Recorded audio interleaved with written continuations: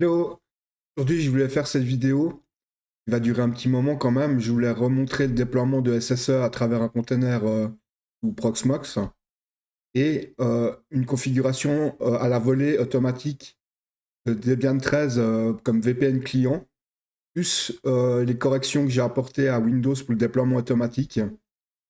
Et on va voir un peu tout ça ensemble. J'ai pu corriger le problème que j'avais dans l'automatisme pour créer les connexions sous Windows de split tunneling à full tunneling qui m'intéressait le plus. Moi, en fait, j'avais expliqué un peu ma façon de voir les choses là-dessus. Donc, je voulais vous apporter tout ça.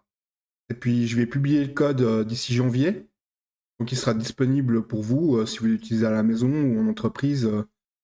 Simplement crypter votre réseau en, en entreprise, quoi, sans forcément l'utiliser comme road warrior. Et comme ça, on pourra voir ensemble un peu les différences, comment j'ai évolué dans mon code et puis des avancements. Donc je vous dis à tout de suite. On va commencer par déployer SSE. Alors j'ai déjà ramené le code de mon repo directement sur le container pour éviter que on perde du temps avec ça. En fait, c'est assez simple comme manipulation. On va rendre exécutable l'installateur de SSE. Alors petit rappel, hein, c'est un système qui fonctionne sous Gentoo. Normalement, je suis censé faire un port pour Debian et Ubuntu Server. Mais comment dire, ma priorité c'était Gentoo parce que c'est vraiment modulaire. Pour le développement, c'est intéressant. Maintenant, ça, c'est vraiment souple. C'est quand même à réfléchir. Si vous faites un container, il y a des templates qui sont déjà faits avec OpenRC. Parce que le système fonctionne sous OpenRC. Hein. Tous mes services démarrent là-dessus. Alors vous me direz pourquoi il fait sur OpenRC. Bah là, si c'est une question de simplicité, de légèreté. Système D, c'est quand même dur à maintenir propre. C'est sûr, c'est super intéressant, fonctionnel. Il y a plein d'intérêts à avoir système D. Mais là, pour un système comme ça qui doit être ultra light, ultra léger, OpenRC c'est juste là, c'est juste parfait. Il y a un deuxième script à rendre exécutable, c'est configure SFTP. C'est pour Windows, c'est pour venir chercher quand vous travaillez pas en domaine les configurations automatiques. Quand vous êtes en domaine, vous pouvez tout à fait envisager avec l'Active Directory faire le nécessaire pour déployer la configuration par client. Donc, on verra peut-être dans une prochaine vidéo. Je la ferai. Ça tombe bien parce que je suis en train de travailler sur un projet en ce moment. Je dis ça presque avec le sourire derrière mon micro. Sur au fait un Samba Easy, au fait, une application qui permet au fait de déployer Samba en Active Directories, mais vraiment simplifié quoi, vraiment le truc hyper bête en GUI. Et vous pouvez créer des partages et tout, c'est un outil qui manque vraiment quoi. On trouve peu d'outils pour faire ça. Imaginez, vous cochez des options, vous créez votre partage et c'est go. Vous voulez déployer un nœud secondaire, vous le déployez en tant que secondaire. Vous voulez déployer un file server, vous déployez un file server. C'est mes prochains travaux. Je vais commencer l'année prochaine dessus à travailler. Et puis là, je termine SSA, puis comme ça, une fois que ça sera publié, je pourrai me concentrer là-dessus. Alors pour lancer l'installation, c'est tout simple. Vous l'exécutez comme ça va se faire automatiquement, ça va faire le job. Alors là, on voit que, par exemple, en partie, je travaille avec des binds PKG, donc ils sont déjà compilés. Donc avantage, c'est que l'équipe de Gentoo s'en occupe, on ça bien. C'est sécurisé, propre, signé, c'est vraiment bien fait. Et puis pourquoi pas travailler packagé sur une Gentoo, pas forcément tout compilé quoi. Par contre, StrongOne est recompilé, hein. C'est sûr que là, on n'y réchappe pas. Je travaille sur une version précise. Et puis c'est quand même plus propre de le compiler sur cette Gentoo en fait. Mais ça le fait pour vous, hein. Vous avez rien à faire à part patienter et regarder les lignes passer. Mais c'est intéressant de voir. Ça va aller très vite, hein. Du moment qu'il aura déployé les paquets, vous verrez, ça va hyper vite pour SSE. Et puis, il y a plein de. Là, il fait des collisions. Ça, c'est typique de Gentoo. Faut pas s'inquiéter, ça se corrige assez facilement. Je ferai peut-être un petit texte dans les commentaires pour vous apprendre à corriger ces collisions. On va pas le faire maintenant parce que c'est pas quelque chose qu'on va utiliser, CPIO pour le moment. C'est utilisé pour le déploiement des kernels sources là, c'est sûr, mais vu qu'on le ferme pas le noyau, on est dans un container, Proxmox, ben on n'a pas besoin de faire ça, de faire cette correction. Et puis j'en profite pour expliquer que je me suis orienté vers les containers. C'est quelque chose que j'avais peu fait. C'est quand même plus léger qu'une machine virtuelle. Là, c'est un service on doit être vraiment strict au niveau de ce qu'on fait tourner dedans. C'est très intéressant comme comportement, je trouve. Alors, je vais voir peut-être pour publier un template directement prédéployable. Vous avez juste à faire cette partie-là. Alors, je vais voir comment pouvoir vous offrir cette opportunité de récupérer ce container. Alors maintenant, c'est sûr que ça sera plus orienté Proxmox. D'ailleurs, je suis pas payé pour ça, mais je le recommande vivement. C'est vraiment un bel outil, quoi. Il n'y a pas photo. C'est vraiment, vraiment, vraiment intéressant comme outil à utiliser au quotidien, quoi. Moi, je m'en passerai pas, quoi. Alors, c'est intéressant de s'y pencher dessus. Vous voulez de la virtualisation. Maintenant, c'est autant utilisable à la maison comme outil de développement personnel en entreprise. Franchement, moi, sans aucun recul, ni quoi que ce soit, là, ça fait quoi, 2 ans que j'utilise Proxmox maintenant? Ben, comme je l'ai déjà dit même pas 30 secondes, bah, je ne saurais pas m'en passer, quoi. C'est vraiment un bel outil. Alors, cette partie-là, elle est un peu longuette. Mais comme ça, vous voyez un peu tout le processus. D'habitude, je coupe quand c'est un peu long. Mais malgré la machine qui tourne derrière, je peux vous dire que ça envoie quand même du lourd. Alors, il y a mieux, mais ça envoie quand même déjà pas mal du lourd, la machine que j'utilise. Et là, ça permet de voir un peu le travail qui est fait pour le déploiement. Et puis, j'ai bien avancé dans le code. Il est presque fermé. Je vais pouvoir le publier sur GitHub, donc je mettrai en description le lien pour le récupérer en Git. Et puis, ben, je me réjouis d'avoir des retours si j'en aurai. Ça, on verra, c'est le temps qui nous le dira. Je suis pas pressé, par contre, au niveau de ça. Pas besoin de faire de promotion ni quoi que ce soit.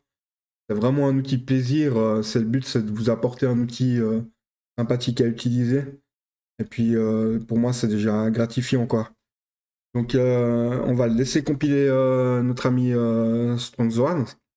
Et puis, après, on va lancer l'initialisation de l'environnement qui a pas trop changé. C'est assez simple aussi. Ça demande peu de travail. Et puis, après, il y a la partie aussi ben, génération de certificats et tout. C'est automatisé. Comme je l'avais montré dans la première vidéo, ça n'a pas beaucoup bougé. Si ce n'est que ben, c'est débugué, fonctionnel, ça fait ce que ça doit faire. Et puis ça, je suis super content. Donc là, petit rappel du message CPIO. Alors là, il configure l'environnement Python et tous les outils qu'il a besoin et les librairies pour fonctionner. Donc là, il est déployé. L'application est installée. Elle est fonctionnelle.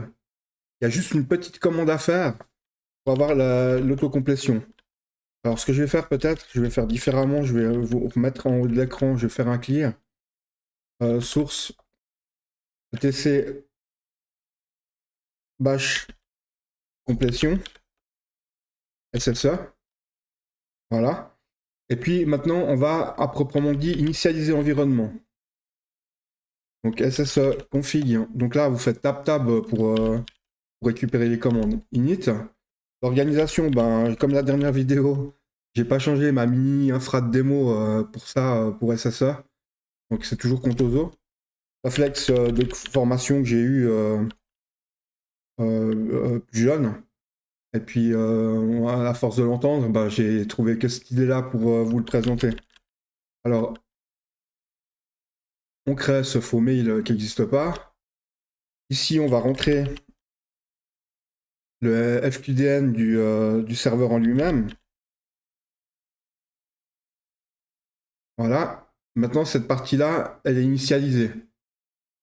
Maintenant, on va générer le root CA. C'est ça. CA. Generate. Ça va se passer très vite aussi. Après, on va générer, vu que maintenant on a le certificat CA, on va pouvoir générer le serveur, des certificats serveurs. pour SSE. Là aussi, ça va très vite. Bon, vu la machine qu'il y a derrière, il y a intérêt, hein. Euh, Quand même, un minimum. Alors, pardon, SSE, serveur, install. On va installer les certificats et initialiser le StrongOne avec les nouveaux certificats. Alors, quand il dit restarter, il n'y a pas forcément besoin de le faire à ce stade. C'est quand même utilisé, mais c'est au cas où j'ai mis un rappel pour s'il faut vraiment le faire, si vous avez un problème, le faites-le. Mais vous pouvez y aller comme ça. Après, on va faire un SSE deploy. Donc là, on va déployer la configuration à proprement dite de SSE. Et c'est assez simple. FQDN. De nouveau, vous donnez le nom.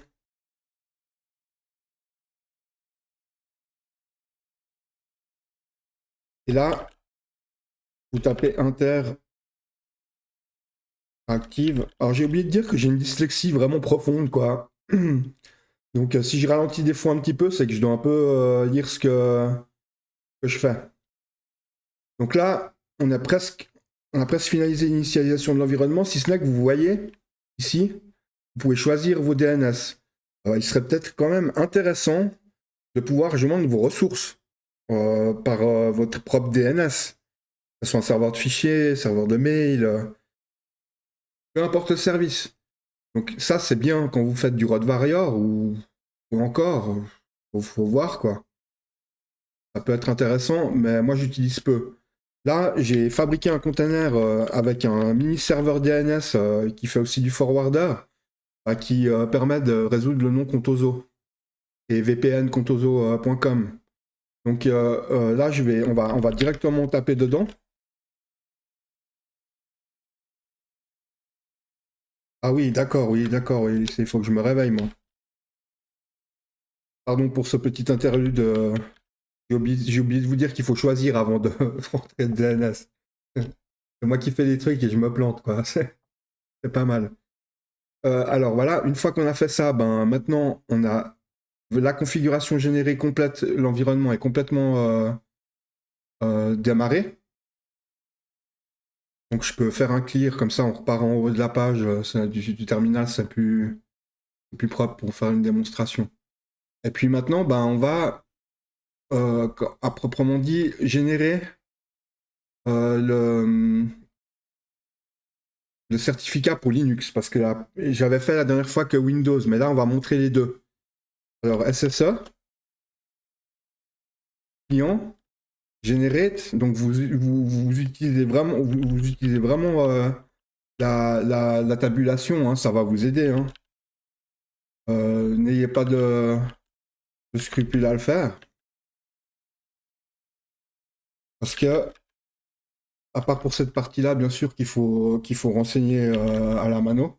Là, je l'avais déjà expliqué, c'est hyper important pour matcher la connexion. Chaque plateforme, donc que ce soit Linux, chaque OS, que ce soit Linux, macOS ou Windows, a comment dire, comment exprimer ça le plus simplement possible.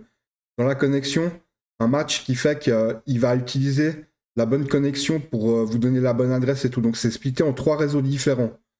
Il y a 3 ranges différents. Un qui est réservé à Linux, un qui est réservé à Windows, un qui est réservé à macOS. Là, il y a des raisons techniques à ça. Chacun ne s'initialise pas de la même façon. Il ne monte pas le VPN de la même manière. Donc pour matcher, ben, j'ai trouvé que ce moyen-là le plus propre à faire. Donc contoso.com, ça nous permettra, on verra plus tard, de, de matcher juste quand on va déployer automatiquement la Debian. Vous verrez, la Debian se fait déployer, mais automatiquement. Alors une fois que j'ai fait ça, je vais juste relire ma ligne parce que vu que je vous ai dit que j'avais un peu de dyslexie, je préfère l'avertir. Parce que si je fais là, par exemple, une erreur cruciale et juste pas jolie,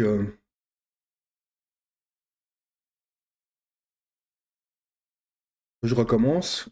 C'est chiant la dyslexie, c'est vraiment prenant. Même avec les années, j'ai appris à travailler, mais c'est pas évident. parenthèse. Alors là, on va générer le certificat. C'est fait. C'est toujours aussi rapide. Après, maintenant, on va déployer la Debian que vous voyez ici, qui tourne dans UTM, là, parce que là, je suis sur macOS, qui tourne dans UTM. Donc, on travaille sur une plateforme ARM, là. Hein. Je vais vous montrer comme quoi on peut travailler avec des plateformes différentes en même temps, simultanément, c'est intéressant. Et on va déployer sur le host 192.168.0.200. L'utilisateur qui va bien évidemment pouvoir déployer ses routes. Alors, petite précision très importante, parce que vous voyez, j'utilise route là. Ça se fait pas des masses. Mais dans ce cas-là, vous pouvez le faire. Simplement pour une chose, c'est que mon SSH, il est configuré pour la partie déploiement. Après, c'est sûr que c'est corrigé, c'est retouché pour éviter ça. Mais il tolère que les connexions par certificat. Donc, il faut bien préparer son image de pré-déploiement en prenant en considération que vous allez devoir faire du prohibed password. Donc vous allez prohiber les passwords, mais vous autorisez la connexion SSH par route par certificat, provisoirement, juste pour le déploiement. Après, vous n'avez pas besoin. Si ce n'est que peut-être vous avez besoin de récupérer le poste un jour, bah, vous faites le nécessaire pour pouvoir vous reconnecter en route. Ne laissez pas, c'est très important, surtout ne laissez pas le route capable de se connecter une fois que vous avez terminé cette partie-là, d'accord? J'y tiens. Ça va à la maison, ça va pour les démos, mais pas pour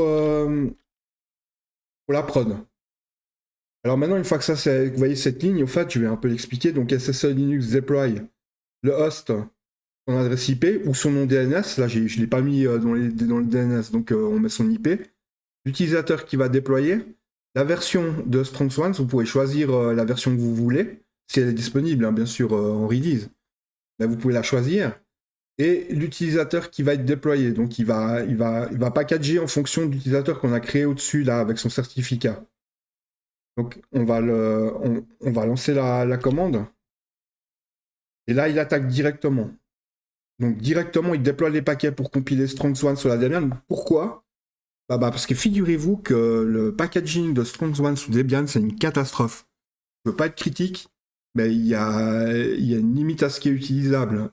Je sais pas pourquoi ils ont fait ça, ils ont vraiment déraillé. Alors j'ai préféré travailler comme ça. Et d'ailleurs, je suis pas le seul à faire ça.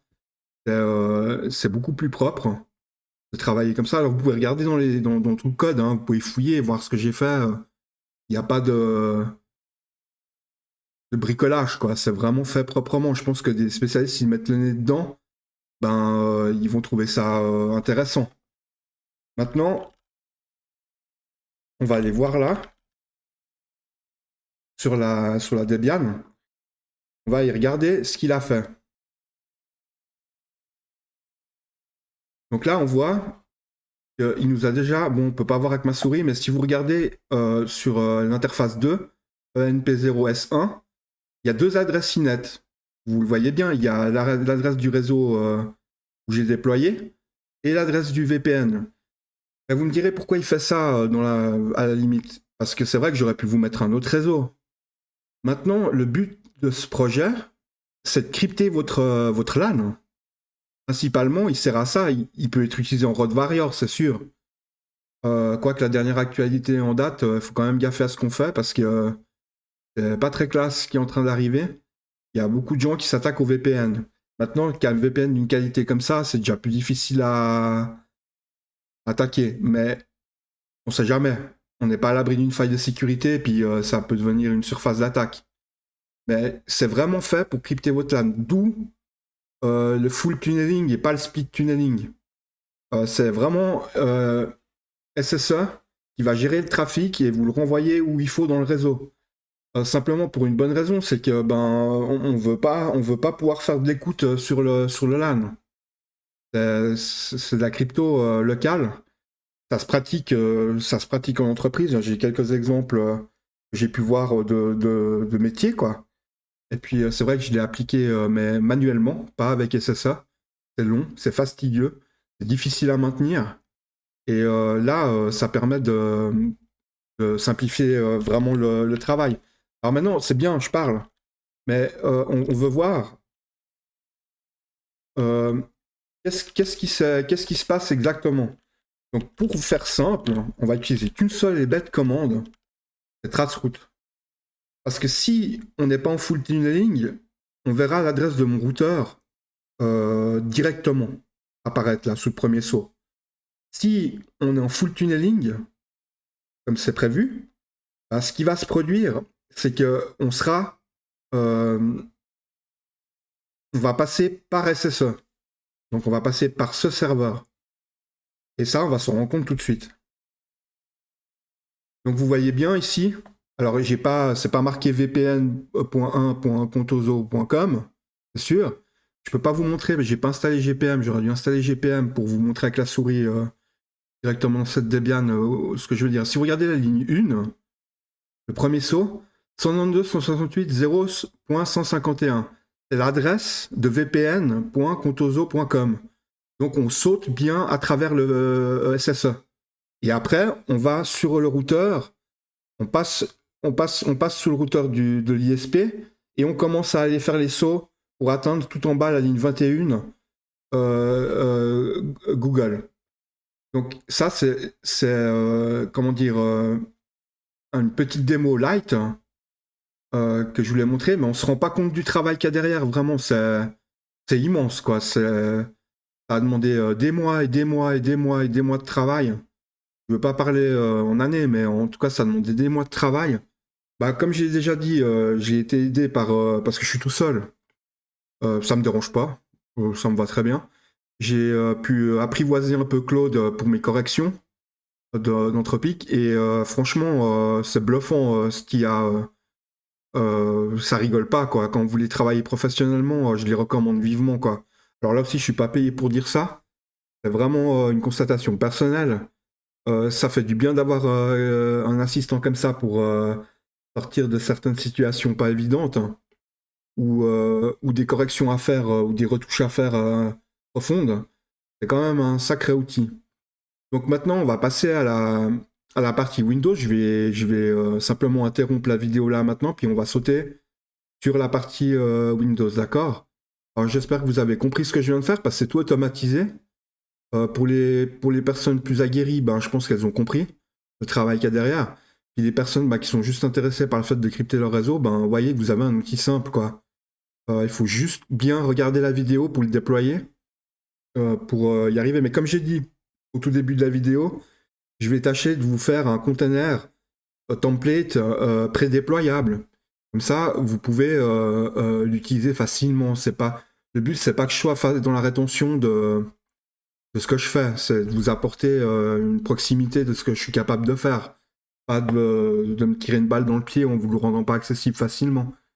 Je vais voir, hein, je vais encore travailler là-dessus, mais le code sera disponible d'ici la fin de l'année, même avant la fin de l'année. Et puis vous pourrez déjà le tester, testez-le comme je viens de faire en environnement virtuel. Ça permet d'avoir une approche. Si maintenant il vous plaît et que vous voulez déployer du hardware, faites-le. Réserver un serveur 1U à ça, c'est pas vilain, c'est même une belle idée. Mais comme j'ai dit, Proxmox, réfléchissez bien parce que c'est une sacrée solution suivant ce que vous voulez faire. Alors voilà, on va sauter sur la partie de la vidéo sous Windows, je vous reprends tout de suite. Merci d'avoir regardé déjà cette partie. Maintenant, on va voir la partie pour Windows. Alors tout à l'heure, j'avais rendu au tout début de la vidéo exécutable un script qui va déployer et configurer le serveur SFTP pour vous, en fait, pas que vous ayez à le faire manuellement. Il y a plein de raisons à ça, c'est que plus c'est simple, mieux c'est pour vous. Vous pouvez aller regarder dedans dans le script comment ça fonctionne. Il n'y a pas de problème avec ça. Et puis comme ça, vous verrez un peu ce qui s'y passe. C'est très simple, c'est sommaire, c'est fonctionnel. Ça permet de gagner du temps. Alors à terme, il va être exécuté par défaut avec install. Ça va être intégré dedans. pour éviter de faire 2 fois une manipulation. Là, je voulais vous montrer séparé pour avoir une bonne distinction, mais vous allez voir, c'est assez pratique. Et comme j'avais dit dans la première vidéo, je suis pas fan de l'interface web, hein. J'ai un peu étudié le cas. Ça limite, quoi. C'est mettre autant de temps dans de la génération de certificats automatisés, faire tout le nécessaire et puis se rendre compte que vous créez une surface d'attaque où le moindre problème, le moindre pépin qu'il y a là-bas dedans, vous retrouvez avec vos certificats volés. Ça me fait un peu peur. Je suis un peu réticent à ça. Alors, vous me direz, c'est pas du travail en plus que je vous montre là, c'est une question de sécurité au fait. C'est vraiment, il faut penser comme ça. Alors on va lancer le script. C'est fait. Là aussi c'est automatique. C'est simple, ça fait le nécessaire pour vous l'installer. Après, on va juste donner un password à l'utilisateur qui a été créé pour vous. Et un peu long, mais ça vous pouvez changer, hein, vous pouvez mettre ce que vous voulez. Vous pouvez changer dans le script. Là, je mets un mot de passe hyper save. Ça me fait marrer, les démos, c'est génial. Qu'on puisse mettre des mots de passe comme ça. Après, on va utiliser la partie menu que j'ai pas montré encore. Alors SSE, menu. Donc il y a un menu. Pas tout est automatisé parce que sous Linux c'est un problème. C'est que vous avez vu, on génère un certificat. Après on lance la live install. C'est un peu délicat de le mettre là. On va voir. Je vais peut-être encore changer d'avis. Ça va bouger. De toute façon, c'est que la phase 1 du projet. Ça va évoluer dans le temps, hein. Là, je vais publier les codes comme ça, mais après coup, bah, ça va évoluer. Donc, il y aura des changements. Peut-être profonds, peut-être pas. On verra encore comment je vais procéder. Mais du changement, il y aura, quoi. Ça c'est clair. C'est jamais fermé définitivement. Ça, ça évolue toujours. Alors, nous, on va vouloir générer un package pour pouvoir déployer un VPN client sous Windows qui se trouve à votre droite, Windows 11. Là aussi sur UTM, en ARM. Et j'ai essayé d'être le plus pragmatique possible parce que j'ai un peu supprimé Windows de ma vie là. J'en ai eu un peu marre sur mes machines là. J'ai craqué, j'ai dit non, j'arrête. C'est professionnel, mais pour la maison, pas. J'avais besoin de me retrouver avec Linux et un peu d'Apple aussi. Question de philosophie, chacun aime les outils, quoi. Ça dépend comment on voit la chose, mais moi, j'ai essayé d'être le plus clair possible dans mes projets à chaque fois. J'ai pensé à tout le monde, quoi. J'ai pas mis de côté X ou Y plateforme. Alors maintenant, on va créer un package complet pour pouvoir déployer. On va rappeler de nouveau le même nom d'utilisateur que j'ai emprunté comme ça au hasard. On va lui assigner son mail. Je relis juste parce que là, on rentre le mot de passe qui protège le certificat. Important. Vraiment. Notez-le où vous avez l'habitude de faire ce genre de manipulation quand vous stockez des informations. Là aussi, j'ai pas de guidance à donner par rapport à ça. C'est vraiment comme à chacun a envie de procéder. Mais gardez-le bien, quoi, c'est important.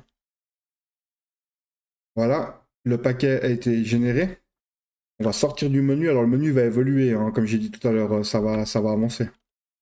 On va revenir dessus dans la prochaine vidéo. On ne travaillera pas l'installation ni certains déploiements. On va voir encore macOS la prochaine fois, dans la troisième vidéo. J'ai prévu le nécessaire. Apple est devenu très restrictif à partir de Sonoma. Et Taoe, encore pire. Donc il faut maintenant avoir un certificat Apple propre à vous pour signer vos mobile profiles. Si vous ne le faites pas, il ne s'installe pas. Donc j'ai prévu le nécessaire, hein. Il y a un script qui va tourner derrière pour signer après génération vos mobile.profile pour faire le job, quoi. Ça se déploie à travers macOS au niveau transparent en fait. Maintenant, une fois que ça c'est fait, on a une petite manipulation à faire. Navré, j'ai pas encore prévu quelque chose pour ça.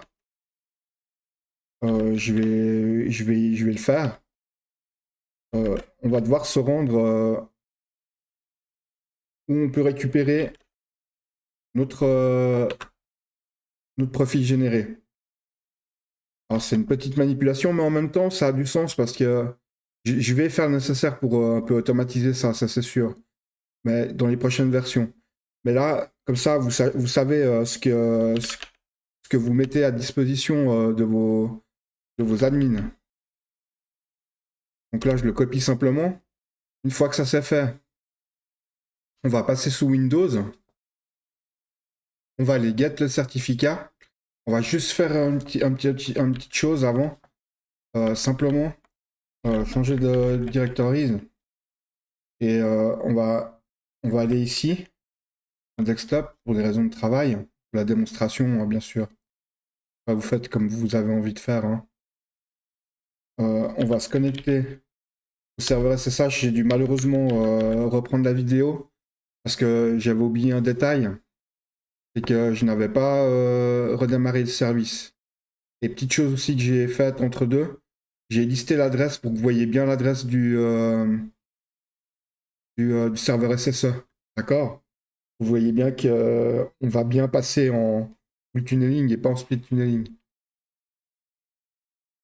On va le voir après, je vais vous montrer comment, pourquoi. Ouais, j'ai tapé 2 fois le même mot de passe. Ça va pas le faire. CD Windows. Là, maintenant, on va get. Pour des raisons pratiques, je vais nous copier directement. Il faut. On quitte. On désarchive.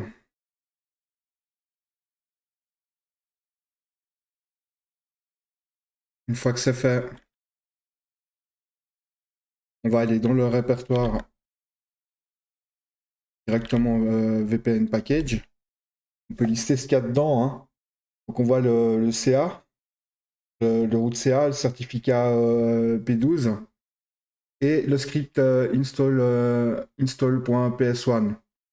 Donc ça, ceux qui ont l'habitude, ils vont tout de suite comprendre que on peut facilement déployer tout ça à travers l'Active Directory. N'oubliez pas qu'on a protégé le certificat par un mot de passe. Chose pratique, quand même, pour question de sécurité. Et le script, lui, est renseigné pour désarchiver. C'est des données sensibles. Donc je vais essayer de vous... C'est marrant, ça arrive, je vais essayer de vous sensibiliser là-dessus. Les admins qui sont aguerris savent comment se protéger de ça. Il ne faut pas faire tout et n'importe quoi au niveau des permissions pour le déploiement de ça. C'est pas moi qui vais expliquer ça là maintenant. Il y a des gens qui sont beaucoup plus professionnels que moi là-dedans. Je l'ai fait hein, pour moi, pour mon usage personnel sur mon Samba. Je déploie mes VPN. Malgré que j'ai plus trop de Windows, je les utilise en virtuel, ça c'est sûr. Mais pas physique sur une machine, je les ai enlevés. J'ai remplacé par Linux, mon parc informatique, et par macOS. Et puis, j'utilise Windows, certes, en virtuel, je travaille encore avec, c'est sûr, je suis obligé pour, quand on me fait des demandes, de pouvoir effectivement travailler dessus. C'est un choix. Suite aux dernières news qu'il y a eu par rapport au forcing de changement de matériel, ça m'a un peu... alors, j'avais le matériel qui était compatible, mais voilà, quoi, ça m'a un peu refroidi, quoi. J'ai dit là, ils vont un peu loin, quoi. Ça fait quand même pas mal de machines au rebut, quoi. Et, parenthèse sympa, c'est que ça pourrait être quand même un marché intéressant, ces machines qui vont au rebut. Il y aurait de quoi faire. Il y a plein d'assos qui sont lancés dans le recyclage de ces machines, c'est intéressant, surtout en France, au fait. Ils ont été très intelligents là-dessus, c'est vraiment cool. Et puis, c'est une petite parenthèse, quoi. J'ai sensibilisé là-dessus. Maintenant, comme j'ai toujours dit, ceux qui veulent utiliser leur OS favori, ils utilisent leur OS favori, d'où mon projet, ou mes projets en général. Je pense à tout le monde, pas qu'une plateforme et puis je reste bloqué dessus, quoi. C'est ouvert, c'est pour tout le monde. Alors maintenant, une fois que c'est fait, on peut, une fois qu'on a désarchivé, on peut lancer l'installation à proprement dite du VPN. Alors ça va le faire pour vous, hein, vous avez juste à faire Enter. Donc là, il a déployé notre configuration VPN. Comme vous avez remarqué, c'était assez vite. Ça prend pas beaucoup de temps. Et puis là, on voit que moi, j'ai mis le paramètre false. Mais par défaut, il me force en true. Ça, j'ai régaté un bon moment. J'ai vraiment cherché de manière de faire ça vraiment, vraiment dans les clous. Et ce que j'ai trouvé par rapport aux informations chez Microsoft pour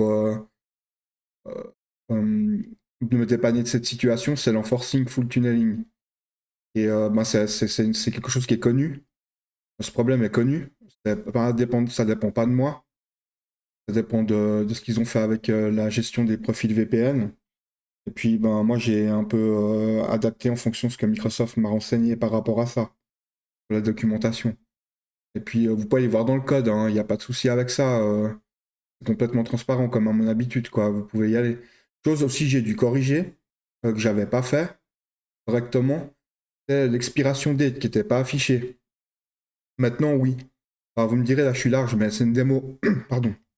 Vous pouvez modifier ça, hein, c'est un paramètre. On verra après, je vais faire une doc plus complète pour aller changer toutes ces choses-là, pour que vous ayez une certaine facilité, aisance à vous adapter à vos besoins, à vous, pas aux miens. D'accord? Donc une fois que c'est fait, on peut valider par entrée. J'aimerais juste qu'on fasse un saut vite fait sur les certificats, parce que là, on a déployé des certificats hein, quand même. Donc on peut aller voir dans personnel.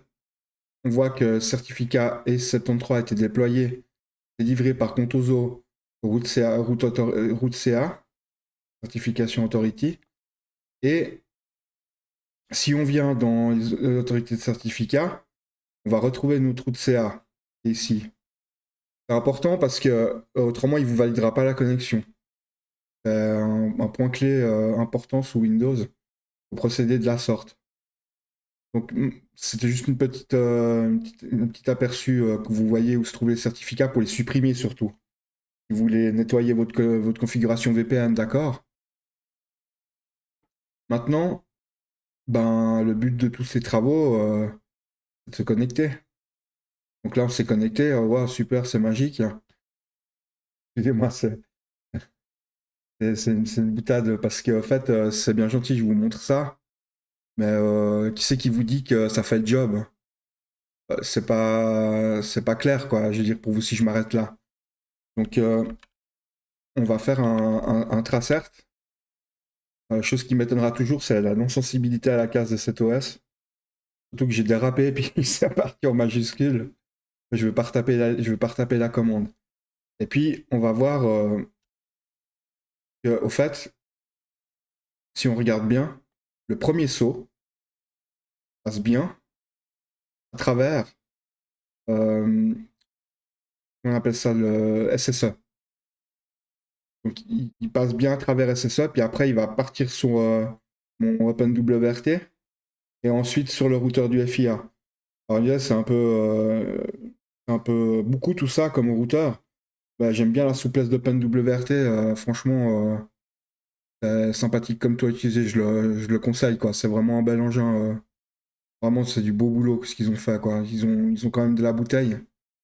Et puis là, je suis en train de travailler sur un prototype de routeur sur Banana API R4.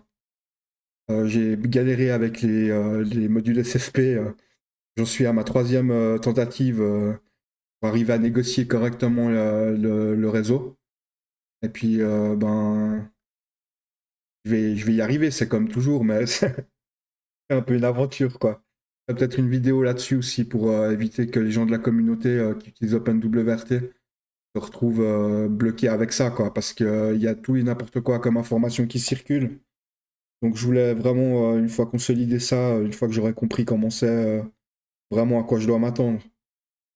Et puis, ben, autrement, qu'est-ce qu'on peut voir encore un petit coup délai d'attente dépassé, ouais, super. D'accord, ok. Bon, allez savoir pourquoi. Je comprends pas trop. J'ai pas d'explication à donner. Comme ça. Au niveau de la configuration des interfaces, on voit qu'on n'est pas sur le même réseau que Linux. Alors ils peuvent dialoguer entre eux hein, quand même, les postes à travers le SSE. Simplement que, comme j'ai expliqué au début, on peut, comment dire, j'ai dû un peu trouver une solution pour matcher les connexions parce qu'elles ne négocient pas de la même façon. Donc il faut vraiment qu'on puisse se repérer les postes Windows pour pouvoir matcher avec le nécessaire pour initier la connexion. Pareil pour les postes Linux, pareil pour les macOS. Ils n'initient pas de la même manière. Donc j'ai dû chercher une solution par rapport à ça. Alors là, maintenant qu'on a fait ça, ben, on a fait un peu le tour de tout ce que j'avais à vous montrer par rapport à ça. Alors bon, désolé s'il y a eu un ou deux couacs. Ça fait partie du charme des démos. Et puis, ben, je voulais aussi vous souhaiter de bonnes fêtes. Tous mes vœux de santé, c'est le plus important, la santé, je crois. Et puis, je m'en vais aller regarder ce que c'est cette histoire de délai dépassé parce que c'est. Ça m'interpelle, quoi. Il faut que je regarde encore ce qui se passe avec ça. Et bah, je vous dis à l'année prochaine. Alors, à tout bientôt. Au revoir.